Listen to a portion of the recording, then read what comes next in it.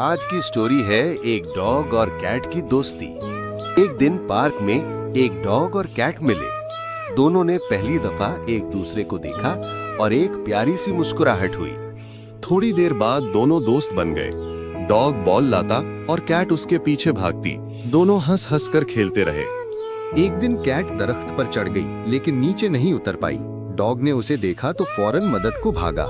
Dog ने cat को बचाया। कैट ने मुस्कुराकर कहा, तुम सिर्फ दोस्त नहीं, हीरो हो। और उस दिन से दोनों कभी अलग नहीं हुए।